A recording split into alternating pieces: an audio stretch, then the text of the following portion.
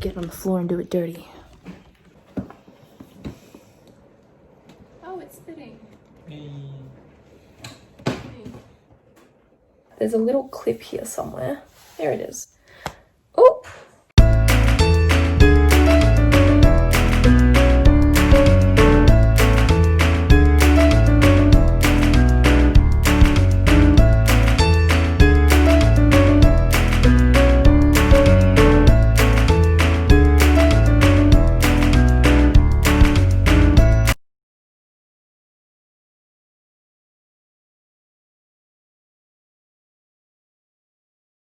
What you doing? Oh, you wanted that. Alright.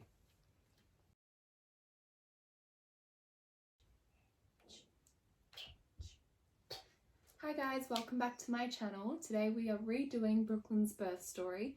I did upload a birth story not too long ago, but I've taken it down because it's just not as good as it could have been. When I post things, I want them to be 100%, not kind of rushed and just kind of like 80% when they should be 100%. And so like I said, I'm going to be going into kind of my labour and her birth story. Instead of sitting down in the playpen and telling it, I'm kind of going to be telling it throughout the day while we're just doing things. So we're gonna go get ready and I'll start telling the story. Ta. Ta.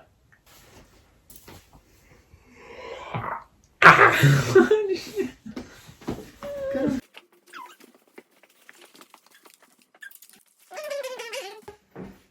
Hello. Baba.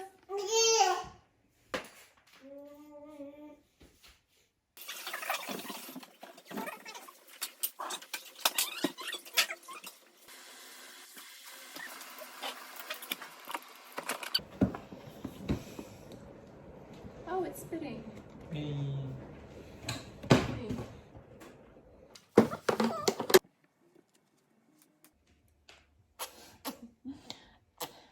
I can understand. Yeah. Yeah. Yeah. Yeah. Yeah. That's not supposed to happen. So Brooklyn has had her breakfast. She's now in the playpen, just chilling. I've cleaned up the kitchen a little bit. Ryan's fed Toby. So we started off our day. I'm now going to get ready a little bit and then kind of jump into it. So Brooklyn was due on the 26th of June, but she was actually born on the 4th of July. So she was about a week over. On the 2nd of July, which was a Tuesday, I had a stretch and sweep from my midwife. She recommended it because it's supposed to help start labour naturally to avoid induction, which I really wanted because I wanted a water birth, and you can't have that if you've been induced. So I had the stretch and sweep and then I went home, and that night I had a bit of a bloody show, which was a really good sign. It's completely normal and it's kind of letting me know that things are starting to happen. So the next morning I had reduced movements. Reduced movements is when your baby isn't moving as much as they should be. Brooklyn was a very active mover in the morning, and the fact that she wasn't moving was kind of scaring me. So I called Ryan and I called his mum as well. They were both at work at the time and they said to call the hospital. So I did, and they said to call back in an hour if nothing had improved. Seriously, what the f is up with my eye? And they said to call back in an hour if nothing has improved. So the hour goes by, nothing's improved. I call back. They said that they're going to need me to come in to give her a check, because when you're that far along and they're not moving, it's not a great sign. So then his mum left work to come and get me. She said to get the bags ready just in case I did go into labour or I was going to be induced at the hospital. I had the bags packed for about a month and a half, ready to go just in case.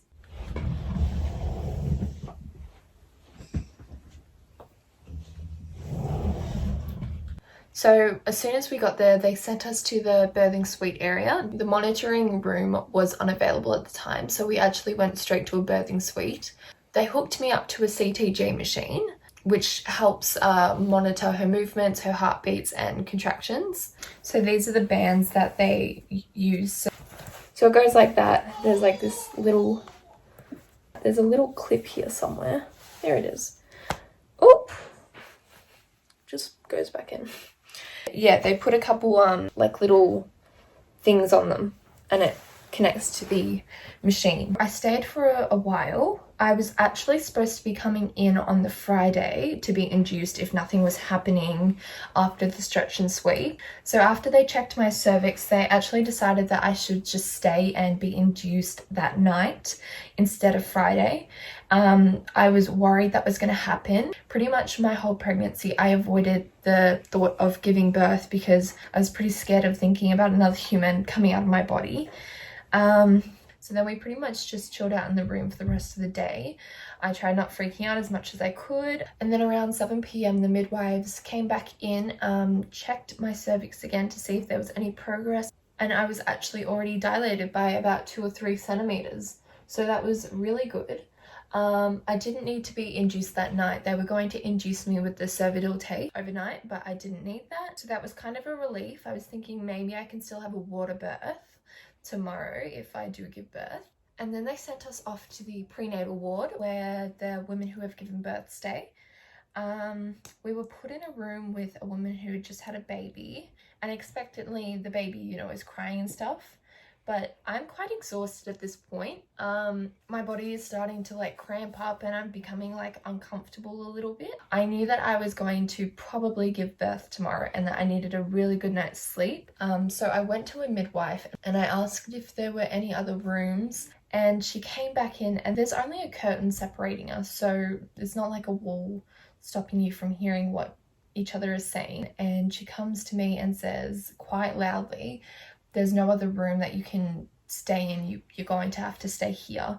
And I was so embarrassed and I felt really bad in case the other person heard. But yeah, so we stayed there for the whole night. I got probably 2 hours max of sleep, cut up as well. I was up every 10 minutes going to the toilet. I had to wee. I was having a bit of bloody show. There was a little bit of fluid loss, and so it was just too much for me to sleep through. I was also cramping really bad, which looking back now, I'm pretty sure was just the start of early labor. But somehow Ryan slept like a log that night. He's never been a good sleeper. So the fact that he slept that night, I was like, so then 5:30 a.m. rolls around and we actually had to be up by that time anyway to go back to the birthing suite. The midwife comes to get us. I'm already awake. I'm walking around just ready to go. We go back to the birthing suite, the same room I actually went to when I arrived at the hospital. It hadn't been touched, so we actually could have slept in that room, but they needed to keep it clear just in case a woman did come in and need to give birth that night. The midwives checked my cervix again and my waters hadn't broken yet, but I was a little bit more dilated. So they were going to have to break my waters, which means no water birth for me. So I was quite bummed out about that. So then they wanted to break my waters pretty much straight away. So I jump up, they put like a heap of these big blue pads down on the bed so that my waters, when they break, soak up in the pad, not the bed, which is actually pretty smart, and I didn't think about that. Yeah, I just don't think that's really ever talked about, so I just didn't realize that's what was going to happen. But anyway, so they break my waters with this kind of like hook-like instrument. It didn't hurt, it was just a weird feeling. It was a little bit uncomfortable. My back waters had actually already broken, which was really good. I don't know how you break the back waters, so I wasn't too keen to find out. But I didn't have to because they were already broken. Oh my gosh. And there was this like huge warm gush of just liquid that just came out, and it was just like this weird feeling of like I'm sitting in this like liquid of warmness, and I just wanted to get out of it as soon as I could.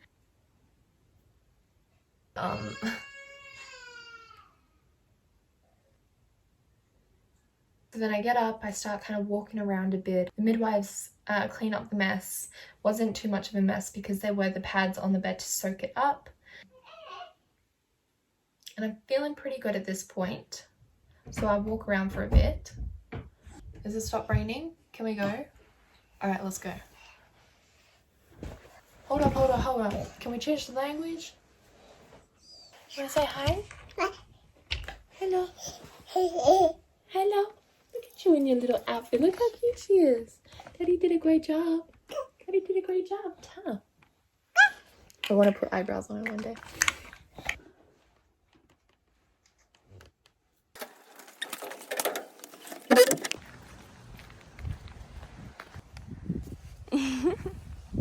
Alright, so where were we? So I'm walking around. I'm feeling pretty good. Then at around 8 a.m. I start kind of experiencing for real contractions now.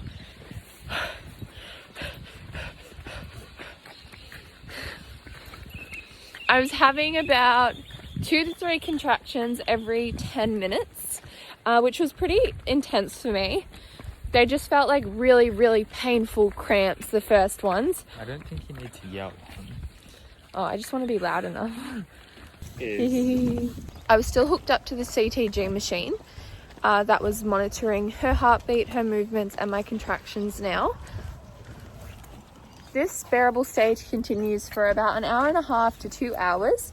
Then they start to become quite a bit more intense. I was moving around a little bit too much for the CTG machine to properly monitor her movements, because when you're hooked up to that, you kind of need to be quite still. And so when I started feeling these more intense contractions, that just wasn't happening. So they decided to put a little wireless clip on her head that would Bluetooth to the machine. So now I was free to kind of get up and move around a little bit. Now becoming quite nauseous. I had a little bit of medication, but you know when you just need to throw up and you'll know you'll feel so much better when you do? Well, I did that. So I had a quick puke. No, but I threw up a little bit and felt like $100 after. I felt so much better. Then I had another contraction and I felt horrible again. Too windy to record now, so we're gonna jump back in the house. That is better. All right, where were we? Okay. At this point in time, I'm starting to want some kind of... So at this point in time, I'm starting to really feel the contractions in my body. So at this point in time, I'm really wanting some sort of pain relief. I tried the gas, I inhaled it twice, and it just made me feel nauseous like immediately, and I did not want to throw up again. So I was pretty much refusing it. I wanted a different kind of pain relief. They were not budging on giving me anything else yet, which was really frustrating. So I didn't have any more pain relief for about another hour. An hour goes by and I'm still whinging, I'm still complaining that I want another kind of pain relief. They finally give me the morphine shot. Big mistake, because I thought that was supposed to like numb the pain in the belly, when it's just supposed to like help you rest in between contractions. So I was having a contraction and then my body was trying to like shut down and make me sleep, and then like a minute or two later I was having another contraction, because at this point my contractions were quite frequent. That's why I wanted the pain relief so bad. That went on for quite a while. So I lay in bed for the next 40 or so minutes dealing with these contractions and my body trying to shut down at the same time. So that was absolute hell. Maybe don't say hell. It was very unpleasant. So the midwife suggests I jump up and kind of move around a little bit to help gravity kind of push her down. So I got on the yoga ball. I bring my own yoga ball because I was a little bit freaked out about other women using yoga balls after their waters had broken and stuff. So I bring my own yoga ball. Ryan spent quite a while pumping it up. So I'm on this yoga ball for about 2 minutes. It's not helping me. I'm in too much pain to really concentrate on like bouncing up and down and like getting her down. And then I slowly waddle over to the shower because a midwife suggested that's a really good pain relief. I'm having like contractions while I'm walking as well, and thank God for Ryan being there, because I probably would have just like collapsed on the ground if he wasn't there to like hold me up. We absolutely like just blast it, like boiling straight on my belly. I'm in a chair, like just sitting in the shower, and it was the best pain relief I had during my labor.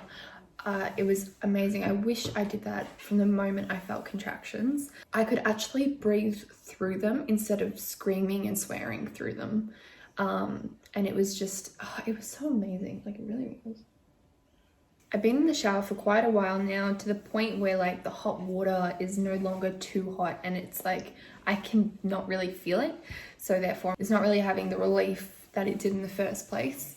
So I slowly waddle back into bed to try and just cool down a bit. At this point, the contractions are becoming really frequent, really painful, just a bit too much for me to handle. So I start like really demanding that I have the epidural. I did tell Ryan throughout my whole pregnancy and before we got to the hospital that do not let me have the epidural. As much as I'm wanting it, if I do want it, don't let me have it. I hate the thought of a needle going through my back and possibly causing future problems with my back, because my back's already a little bit just, you know, annoying, as probably everyone's is. He's trying to say, no, remember you said you don't want it, and I'm just saying, I don't care, like, give it to me now. A few people were trying to talk me out of it. The midwife spent like 10 minutes explaining the side effects of having an epidural and all the risks and that kind of thing. And I can barely hear a word that anyone's saying. I just am kind of yelling for it at this point. So she starts to give up towards the end a little bit and goes to talk to someone else about it. So she comes back and she says, we need to check how many centimeters you're dilated, and then we can go off that to see if we can even give it to you. So she checked how dilated I was, and I was the full 10 centimeters. And she said, if you don't feel the need to push in 10 minutes, then you can have it. I think 2 or 3 minutes go by and I suddenly feel the need to push. So no epidural for me. Kind of glad about it now, just because I do hate needles and I probably would have freaked out halfway through and probably caused more damage to myself. But yeah, so I suddenly feel the need to push and I'm like, okay, well, I need to push now. They ask me what position I want to push in, and I just assumed I would be pushing in the position I've always seen in movies, which is just kind of like lying down, like maybe sitting up a little bit and then just, you know, push. They did say that that is not the recommended position because you really should have gravity on your side when you are pushing your baby out. So she recommended a few different positions, but the one I ended up going for was get on the floor and do it dirty. Is this good? Yeah, that's good. Yeah, so the position I went for was like, say this is the bed, right? And they had like handles on the side of the bed so you could hold on to for this position. So I'm like this, leaning on the bed, holding the handles. So like the gravity is going down my body. So gravity is going down my body, helping her come out. So I started pushing at about 2:30 and she came out at 4:02 p.m. I was pushing every contraction, but it's like my body almost just didn't want to keep going through it and kind of stopped the contractions, like, and made the contractions not as frequent. So they were only every like, every what? So my contractions actually started to become less frequent when her head was starting to like crown, which was really frustrating and painful. It was like my body was like, no, I've had enough. Like, this isn't happening anymore. So we had to wait like a minute-ish for the next contraction. So I'm just like in that position with like a little bit of a head out of my body. I was also under the impression once the head comes out, the rest of the body comes out. I don't know why I thought that. I just don't think I was very educated in how the whole birthing process happens. I am now, so better late than never. But we finally get the head out. That was the most painful part for me as well. And then because I thought that the rest of the body was supposed to slip out and she was supposed to start crying, when they told me that her head was out, I freaked out because I couldn't hear her crying, so I thought something was wrong. So I'm in this position with like a head out, trying to turn around off the bed because I'm so worried that she's not crying and I'm starting to freak out. And I'm like, where is she? Like, why can't I see her? Because I'm thinking her whole body should be out. And they're like, turn around because you're gonna fall off the bed. She's not all the way out yet. So I turn her back around on the bed, all safe and sound. They say you're gonna have a few more contractions and we're going to try and work the shoulders out. So they like put their hands in to work the shoulders, like to try and they put their hands into. Yeah, it was to move the shoulders into a position where they can just slide out. And I have another contraction and I push really hard and she just slides out on one shoulder first and then the other one pops out. And she's out in this world and it's 4:02 p.m. and I'm like, sorry. And I'm like this and hand me the baby. Hand me the baby. No. Get the baby first. No. What? Get the baby. And, yeah, but the camera can't see you. Get the baby. Get the baby. And then pass me my baby. And so I've got her like this. And the umbilical cord is still attached and I like completely forgot about that. So I'm like trying to pull her up to my chest to like hold her and hold her so tight.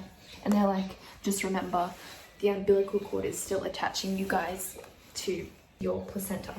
So I was like, oh yeah, all right. I then try to like turn around. So I'm like laying in bed with our little baby in my arms. And like, so we did a delayed cord clamping as well, which means they don't cut the cord as soon as she comes out. So the placenta still has time to like deliver the rest of the blood from the placenta and like all the vitamins that's in it and all the nutrients that she needs from the placenta. So we wait a couple minutes before Ryan cuts the cord and then they give him like these like tongs, scissor things, and you go snip, snip, snip. So this is our little keepsake box that we got for her. It's got all her like birth details on it. It's super cute. So some people do think this is gross, but I just felt like we had to keep it. I did keep her little umbilical cord little clip thing. Wait, the bit of her umbilical cord still attached. Yeah. And it just goes in like a little bag.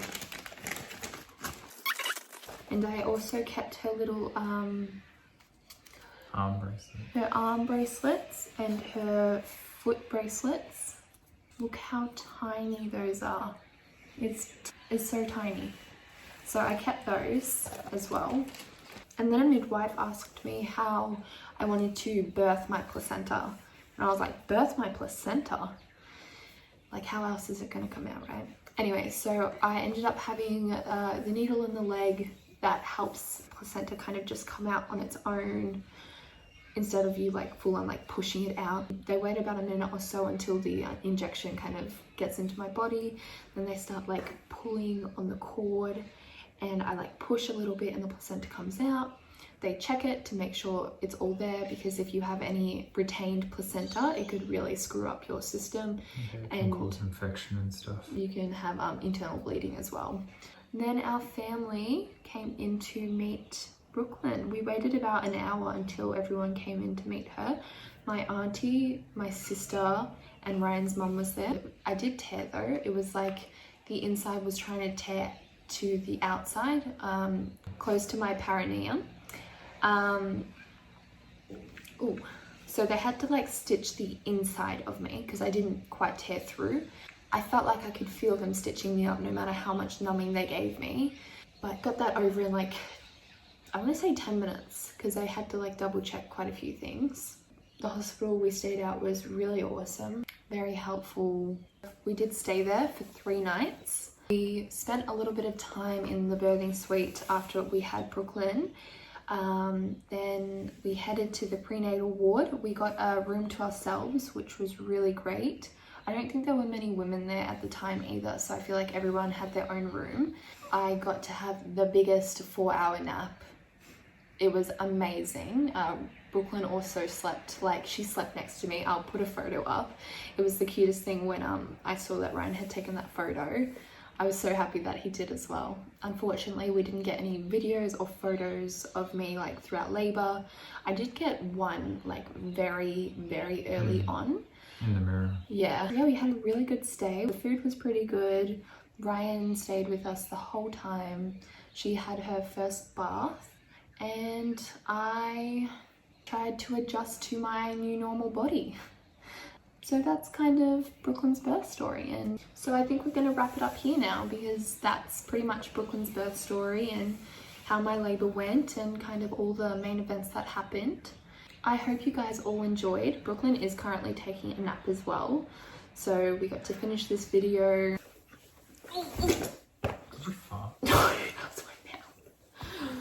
Let me know if you guys enjoyed this video. Please like and subscribe if you did. I think we will say bye now. Bye. Bye bye. Bye bye. Bye bye.